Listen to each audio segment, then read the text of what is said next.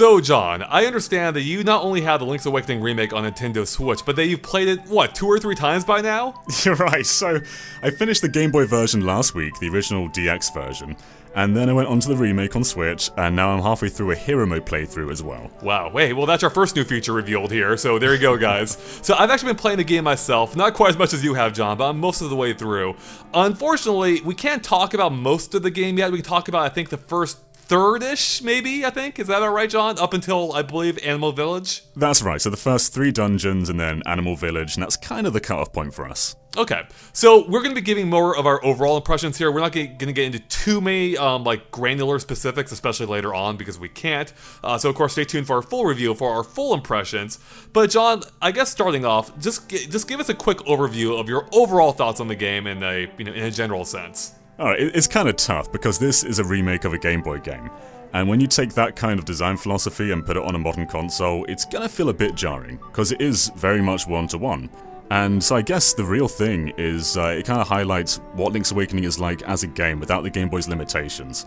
And that's something people have to kind of ask themselves, like, is Link's Awakening as great as they remember it being?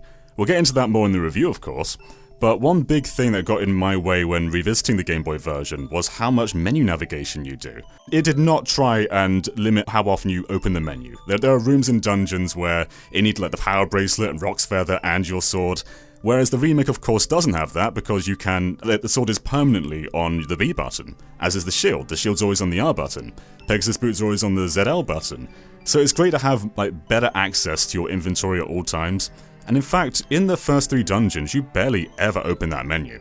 Like, you sometimes have to put bombs on, sometimes you gotta put powder on, but apart from that, you never really need to open that thing. I think that might be the single biggest improvement, even more so than the graphics in this remake, because it really does change how you play the game, in that you're not going into the menu constantly. Like, it's almost like, you remember in Ocarina of Time on 3DS how you had the quick toggle for the steel boots or the heavy boots or whatever? It's like that applied to the whole game, and it is so much better, especially with you no longer have to having to deal with the message constantly of a rock being too heavy for you to pick up by accidentally just touching it or even looking at it. So yeah, I'm right there with you. That is a huge improvement to the game. It just makes it feel way more playable and modern because of it. But of course, that's far from the only way in which they modernize a game. I think the most obvious thing that they changed are the graphics. Like, they gave it, of course, this whole makeover that's been a little bit divisive, it seems, based on some early reactions. So now that you've had a ton of time with the game, John, what's your impression of the game's visual style, going with this kind of like toy tilt-shift look? So honestly, I think this might be the best looking game on Switch. I think the materials look absolutely gorgeous, the lighting's amazing. And even the effects, like when you're in dungeons and you see a torch, the way the fire sort of just dances around looks stunning. The water looks great too. It's just a beautiful, beautiful game. And it looks pretty good in docked mode. In handheld mode, there's a little bit of shimmer on Link, but it's not bad image quality. The real issue, though, is there are frame rate problems. Yeah, I thought they fixed those, and they didn't. Yeah, this is kind of like the big punch to the game. I wouldn't say it ruins anything, but it's definitely distracting and noticeable. Digital Foundry kind of noticed this during their PAX demo analysis. And basically, whenever you enter a new area, the game for some reason dips down to 30 FPS. Otherwise, it's a solid 60 FPS experience. But whenever it sort of streams in new assets, it just kind of dips for like a second or two. Nothing like game-breaking, but very, very distracting though. Yeah, and it's partially distracting because it happens, it does happen pretty consistently, as you said, when it's loading an area. The problem is, it's loading areas pretty frequently, especially with how seamless the world map is now. Like, it's kind of loading things or assets, fairly frequently, and those drops definitely kind of intrude on the experience. Again, though, as you said, it's not game-breaking. The game's still perfectly playable when it happens. It's just noticeable, and you might be able to overlook it, but it's kind of hard to at the same time. Yeah, I mean, I think I've become to overlook it more as I play through the game. Like when I first booted up Link's Awakening, it was jarring seeing how often it dipped. But the more you play, I think the more you kind of accept it. Like, you kind of get used to it. Doesn't excuse it. I hope that they fix it in future patches, but it is basically the biggest punch towards this game. Otherwise, this is basically kind of fixes everything wrong about the Game Boy game. apart from this one weird frame rate glitch. And I should say, like as you were touching on earlier, the game itself looks fantastic. I really do love the aesthetic they went with here. Some of the effects are just fantastic, even if they may be simple. Like the water looks great, and I remember I walked into like some shrine, and I was just like taken aback by how like realistic the material looked. And especially when you see the reflections of some of these light-emitting enemies, like the fireballs, I think, for instance, and how it carries along the walls, like, it just looks so good. Absolutely. I mean, I was just walking up to a normal wall, and you can kind of see, like, the shadow kind of mirrors Link's color. Like, his blonde hair is kind of mirrored in the shadow, which is super cool. Even interiors look amazing. Like, if you go in a house now, it's fully furnished. On the Game Boy, everyone just kind of had a bed, but on the Switch, you can see photo frames, you can see pictures hung up on the wall, you can see all these different things that, like, all this memorabilia that belongs to all these NPCs. And it does a lot to personalize the world. It absolutely does, yeah. It definitely feels more, a little bit more lived in now, I suppose, like more of a real place. So I guess let's talk about the game itself, though, for a moment, and how different or how undifferent it may be. John, since you just played both games super recently, what's your take on that? Like, is the game substantially different, or is it by and large the same game? Well, Link's Awakening is still very much Link's Awakening. It's very much one-to-one, every area is the same. And they haven't done much to really add anything. It's more the quality of life improvements that kind of carry it forward, like not having screen transitions, not having to swap your items all the time.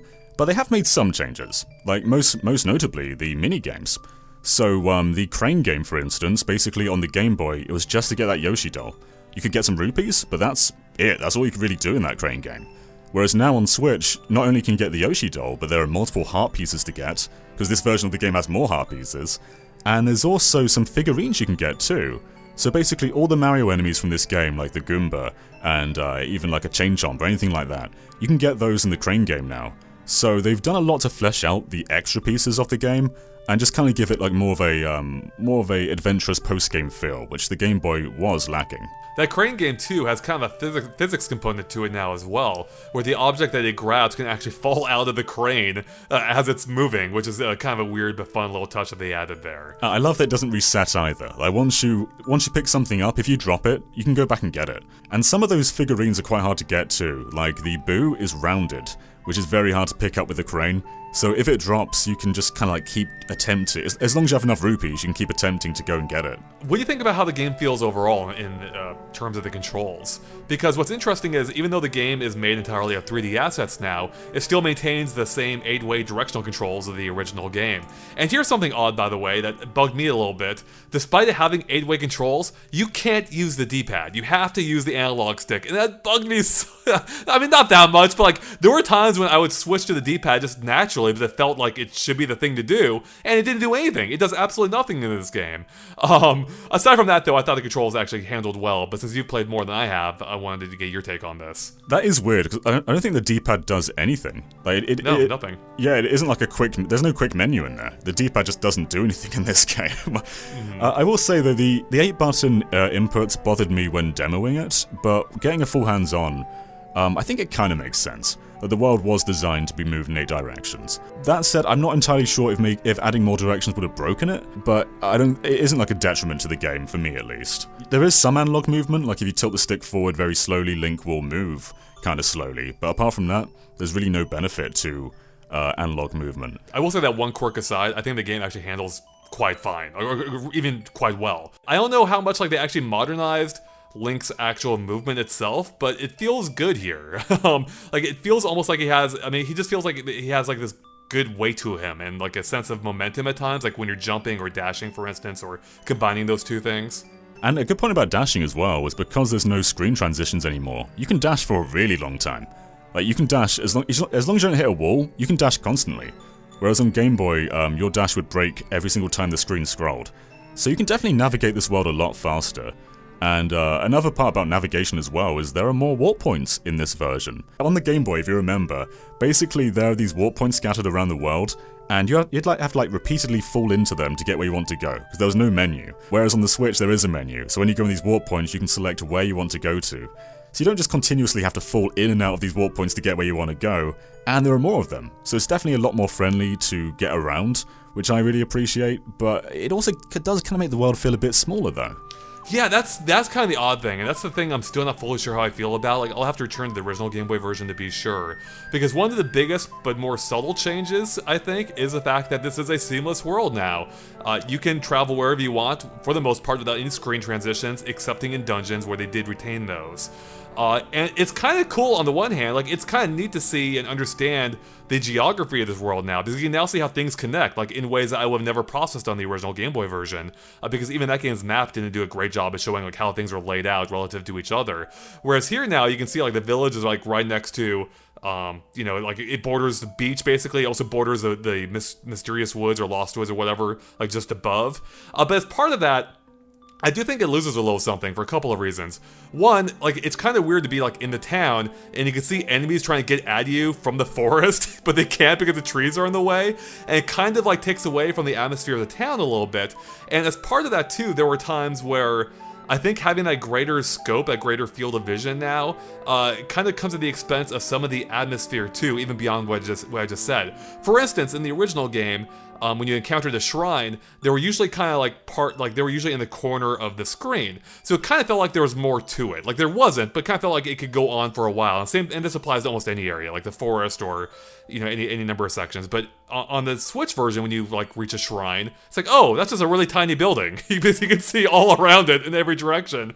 And I had that thought quite a bit. And it's probably only because I'm so familiar with the Game Boy version that I just I just noticed how different it kind of feels. Whereas if you're new to the game, it probably won't be an issue, especially given the kind of toy-like aesthetic they gave everything, where it's like, yeah, it kind of makes sense for the shrines to be these small toy building-like structures, just because that's the whole style they went with. I will say, like, entering the mysterious woods, I thought that was done quite well, because obviously there's quite a jarring difference between the like, really well-lit Mabe village and then the foggy, mysterious woods. But they do kind of make that transition fairly seamless, which was done quite well. But also with dungeons, though, as you were saying earlier, they do maintain those screen transitions. Not all rooms do. Like, some rooms still have that sort of seamless flow to them. But one thing I really appreciate about dungeons is they kind of save your puzzles now. So one thing I didn't like on the Game Boy was I think it was in the second dungeon, in the first room, there's this one torch you have to light, and doing so unlocks the door. The only problem, though, is you have to backtrack to another door later with a key, and when you go back, the door locks behind you, and you have to, like, light the torches again. That doesn't happen on Switch. The Switch just saves those torches being lit. And the same is true for a lot of different puzzles in this game. So that there are rooms where you have to, like, defeat enemies to open a door. On Game Boy, you'd have to defeat those enemies every single time, whereas on Switch, the doors are just permanently open. I really like that. It got kind of tedious and it used up items in the Game Boy version. I think this is just a really good improvement over that. Yeah, that is a really good change. I mean, I don't remember myself getting frustrated really at all at any point in the remake, where I'm sure I did on the Game Boy one, especially given the fact as I remember as a kid, I reached, I think it was a 6th dungeon, which of course we can't talk about in the Switch remake yet, but I got stuck there for years. I don't know what puzzle it was that hung me up, but I can tell you that, I mean, I didn't get frustrated at all to that extent, or anywhere close on the Switch version, so it does seem like they kind of ironed out some of the issues in the original, and made it a little bit clearer as to what you're supposed to do at most points in the game. It could also be that you're older now and you understand the puzzles that could be it more. Too. That might be. That also does bring up a good point, though, is Link's Awakening isn't a hard game. Hero Mode does do something to alleviate that, but the core game is fairly easygoing. The bosses in Link's Awakening, I think, are some of the easiest in the entire series. Yeah, Hero Mode does alleviate some of that. So in Hero Mode, basically, like, if you defeat enemies or cut grass, hearts will never appear. There are no apples either. Apples are a new thing in this remake, where in normal mode, if you eat them, you get some hearts back. They're not very common, but they are in the overworld every now and then.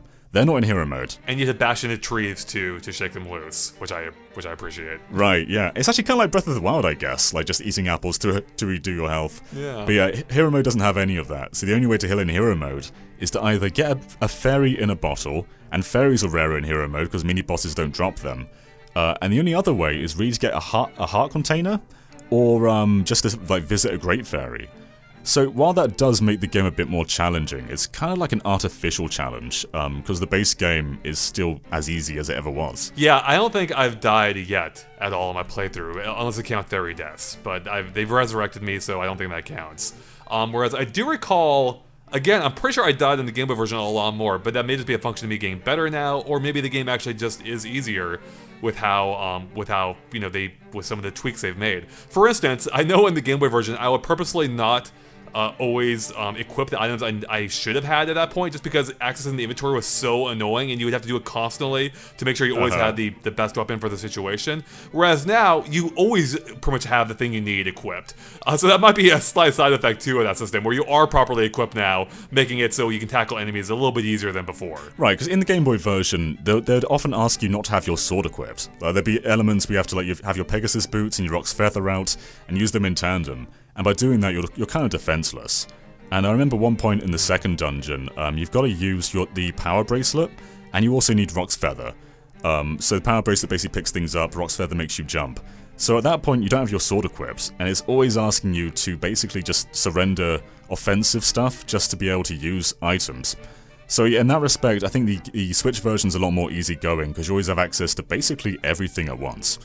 And Link's Awakening is like one of the few Zelda games that does use its items from beginning to end.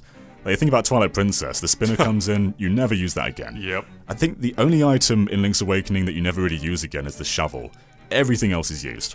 Yeah, and I love too how it kind of combines different items, or how different items can be used together for new purposes. I think you touched on already being able to run and jump. My favorite myself is the bow and arrow and bombs. I love that, the explosive bombs. So yeah, I do like how Link's Awakening uses the inventory throughout the game. I mean, constantly. I don't think it forgets about a single item that you grab at any point. I guess we probably should wind it down here for the most part. But there are two more things I want to touch on. First off, we actually have a whole video going up, if not already up, showcasing 12 major differences in the game. But is there anything specific from that list, or any other things you wanted to touch on, John? Any other differences you've noticed with the game that make a meaningful impact to the experience? You know, we should probably talk about Dampe, the chamber dungeons. Yeah, that's a huge thing. Yeah, so this is basically the new content of this game, because otherwise it's one-to-one with the DX version, including the color dungeon. But yeah, nothing else is really different. The chamber dungeons basically replace the Photoshop from the Game Boy Color version.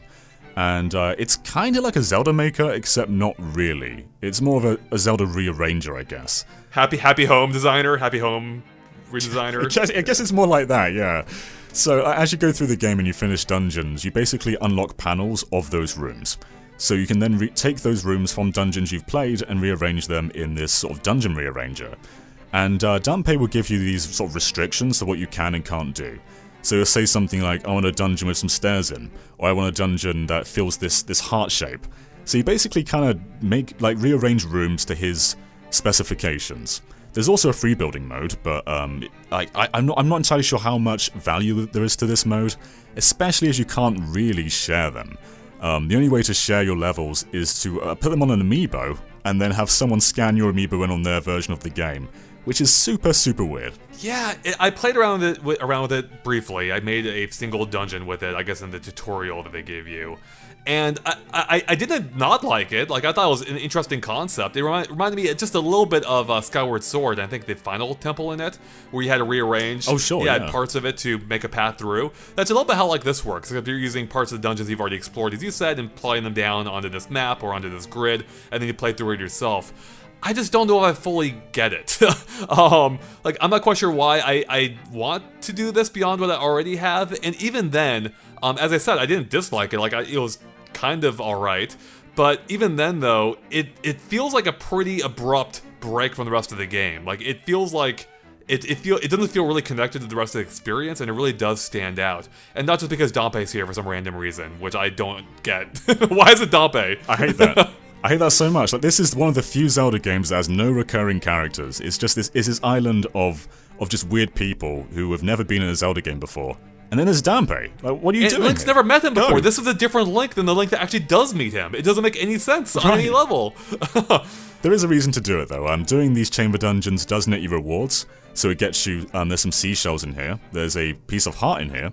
I think actually multiple of those. And also an empty bottle, which is actually new to this remake, because the original didn't have empty bottles. So yeah, there are definitely incentives to do this, but it feels very, very much like an add-on rather than part of the core experience. But I do suppose it has more gameplay utility than the Photoshop ever did. The Photoshop was cool, but you couldn't really do much with it outside of just like printing out pictures. So you mentioned heart pieces and shells. Does that mean they added more of both to this game? That's right, yeah. So in the original Link's Awakening, I believe you could have 14 pieces of heart, whereas in the remake, you can get a full list of 20. So there's actually quite a few more heart containers in here. There's more in some of the mini-games, there's more in the chamber dungeons, so there's definitely a lot more to do outside of the main quest than there was in the original. We'll get more into that in our later coverage. Exactly. Well, I guess, speaking of which, we've talked quite a bit about the game, so maybe we should start wrapping it up here, because otherwise we'll just spoil the whole review at this point. John, any other differences you want to point out, or any parting thoughts you want to leave us with before, in our lead up to the review? Of course, the visuals have been completely redone, but it's not the only thing. The music has also been redone from scratch. And for a lot of people, Link's Awakening is their favourite game in the series, not only from a gameplay perspective, but also a musical one. Like, Telltale Heights resonates with so many people, and they've done some interesting stuff with this score. Like, some pieces are just full-on reorchestrations of the original. Sometimes they kind of blend in Game Boy samples in like the dungeon music, which I really like. And other times they get kind of weird. Like, Animal Village now has cats and dogs singing the song. That was one of the shorter songs in the original game. They kind of needed to do something different with it because it was like a 10-second loop, whereas now it's just this weird animal orchestra. But it is such a good soundtrack though, and it's one of the highest quality recordings they've done for Zelda. Yeah, I think the soundtrack overall is really strong here. Some of the tracks I think are just categorical improvements. Maple Village is fantastic. Like, it really captures the essence of that town, I feel like, and it's exactly how I'd want it to be updated. On the other hand, again, this is coming from one who played the original game to death. There are times when some of the tracks feel a little bit understated compared to what I expected. And it's probably because on the Game Boy, they were limited in their sound channels and the sounds they could make, so everything felt overstated in that system.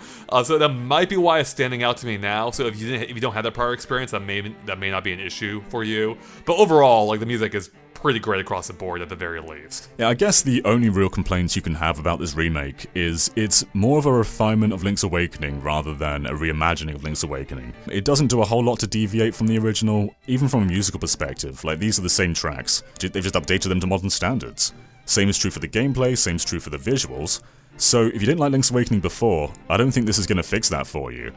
And if you did love it, then you probably still will love this, but maybe the lack of limitations might change your perspective on exactly how you perceive this game. That is a good point. That's the kind of thing I found myself looking at when experiencing the game, is that there are things about the game that I might have been more willing to overlook on the Game Boy than I am now on a modern piece of hardware with incredibly modern visuals. But hey, I'm not doing the review. That's your territory. So I'll let you handle all that when our review's posted. I think in about a week or so, if I remember correctly. So before then, though, make sure to stay tuned, or make sure to check out our 12 differences video for even more on Link's Awakening and to see how it compares to the original. And of course, I'm sure even more coverage coming up very soon as well. And with that, guys, thank you for watching. And of course, stay tuned to Game of Spin for lots more on Link's Awakening and everything else Nintendo Switch as well. We'll catch you later.